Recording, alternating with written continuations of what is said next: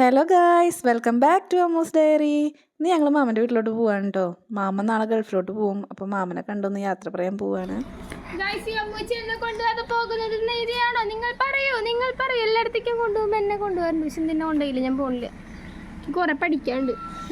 ഞാൻ നന്നാവും തീരുമാനിച്ചു. ടീച്ചർ കേൾക്കാൻ വേണ്ടി പറയാട്ടോ. ടീച്ചർ അത് കേൾക്കുന്നുണ്ടെങ്കിൽ പഠിക്കാൻ ഇല്ല ഗൈസ്, എന്റെ ഫോണിലെ നെറ്റിന് ഇപ്പൊ ചെലവില്ല. കുറച്ച് പേരുന്ന് വല്ല യൂട്യൂബും കണ്ടിട്ട് ശ്രേയനെ കൂട്ടാതെ പോണേൻ്റെ ധീരരോധനാണ് ഇപ്പോൾ കേട്ടത്. അങ്ങനെ ശ്രേയോട് യാത്രയൊക്കെ പറഞ്ഞിട്ട് കാറിൽ കയറിയപ്പോഴാണ് ആലോചിച്ചത് മാമനുള്ള ബേക്കറി എടുക്കാൻ മറന്നല്ലോ എന്ന്. ബൈ ദ വേ ബേക്കറി നമ്മുടെ കടയത്തെയാണ് കേട്ടോ. അങ്ങനെ ശ്രേയനെ കൊണ്ട് വാതിലൊക്കെ തുറന്ന് ബേക്കറി ഒക്കെ ഇടിപ്പിച്ചു. ശ്രേയ കാറിലേക്കൊക്കെ വെച്ച് തന്നു. എന്നിട്ട് ശ്രേയോട് യാത്ര പറഞ്ഞിട്ട് നേരെ മാമൻ്റെ വീട്ടിലേക്ക് വിട്ടു. മാമൻ്റെ വീട്ടിലേക്ക് അധികം ദൂരമൊന്നുമില്ല കേട്ടോ, ഒരു 5-8 കിലോമീറ്റർ ഉള്ളൂ ഞങ്ങളുടെ വീട്ടിൽ നിന്ന്. അങ്ങനെ മാമൻ്റെ വീട്ടിലെത്തിയപ്പോൾ എല്ലാവരും ഉമ്മാർത്ത് തന്നെ ഉണ്ടായിരുന്നു. അതുകൊണ്ട് ബെല്ലടിച്ച് കഷ്ടപ്പെടേണ്ടി വന്നില്ല. ഇതാ നിൽക്കുന്നത് വളർന്നു വരുന്ന ഒരു യൂട്യൂബറാണ്, ബബ്ബാസ് വ്ലോഗ്സ്. പിന്നെ മീൻകറി വെച്ചു, ചിക്കൻ വറുത്തു, മീൻ വറുത്തു, പിന്നെ പപ്പടം. ഇതൊക്കെ മാമനെ ഗൾഫിൽ കൊണ്ടുപോകണ, ഇതൊക്കെ ഗൾഫിൽ കൊണ്ടുപോകണ.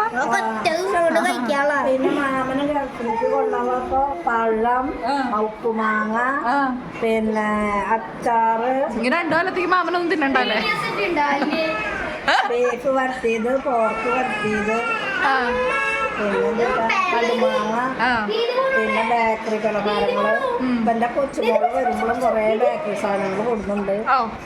അതൊക്കെ കൂടി മാമ പുലർച്ച പറഞ്ഞ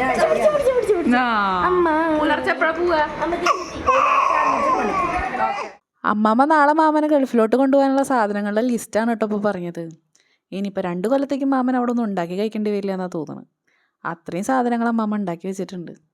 ബദ്രിക്കുട്ടൻ വന്ന വഴിക്ക് എൻ്റെ മാമനായിട്ട് കൂട്ടായി. പിന്നെ മാമൻ്റെ അടുത്തൊന്നും വരുന്നുണ്ടായിരുന്നില്ല. അങ്ങനെ കുറച്ച് കഥയൊക്കെ പറഞ്ഞിരുന്നിട്ട് ചായയൊക്കെ കുടിച്ചു. അതിൻ്റെ ഇടയ്ക്ക് പാച്ചു ഞാൻ പൂച്ചയുടെ കൂടെ ഡാൻസ് കളിക്കുന്ന വീഡിയോ ഒക്കെ എടുത്തിട്ട് കാണിച്ചിട്ടുണ്ടായിരുന്നു. ഇപ്പോഴത്തെ പിള്ളേർക്കൊക്കെ എന്ത് ബുദ്ധിയല്ലേ. ഇവൻ്റെ പ്രായത്തിൽ എനിക്ക് ഫോൺ എന്താണെന്ന് പോലും അറിയണ്ടായിരുന്നില്ല.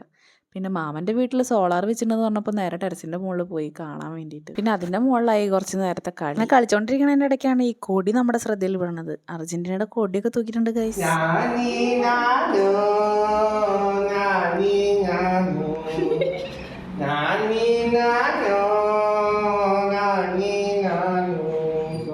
അങ്ങനെ മണിമാമൻ്റെ താരാട്ട് പാട്ട് കുറച്ച് നേരം കേട്ടിരുന്ന് ബോറടിച്ചപ്പോൾ പിന്നെ പുറത്തേക്ക് ഇറങ്ങാമെന്ന് വിചാരിച്ചു. വെറുതെ ഒന്ന് കറങ്ങിയിട്ട് വരാമെന്ന് വിചാരിച്ചിട്ടാണ് പുറത്തേക്ക് ഇറങ്ങിയത്. പിന്നെ കറങ്ങി തിരിഞ്ഞ് ചെറനെല്ലൂർ പാർക്കിലേക്ക് എത്തി. കേച്ചേരി ഭാഗത്താണ് കേട്ടോ ചെറനെല്ലൂർ. കേച്ചേരി പുഴയുടെ ഒരു സൈഡിലായിട്ടാണ് കേട്ടോ ഈ പാർക്ക് സെറ്റ് ചെയ്തേക്കണത്.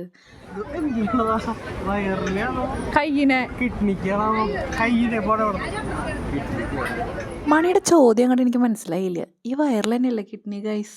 എന്തേലും ആവട്ടെ അല്ലേ.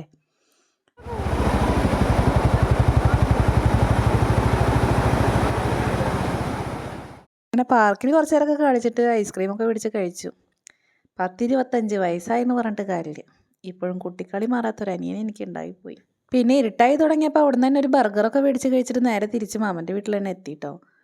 മാമൻ്റെ വീട്ടിലെത്തി നോക്കുമ്പോൾ അത് അവിടെ പാക്കിങ് പുരോഗമിച്ചുകൊണ്ടിരിക്കുകയാണ്. ഉപ്പിലിട്ട മാങ്ങയും അച്ചാറും ബീഫ് വരട്ടിയതും പോർക്ക് വരട്ടിയതും.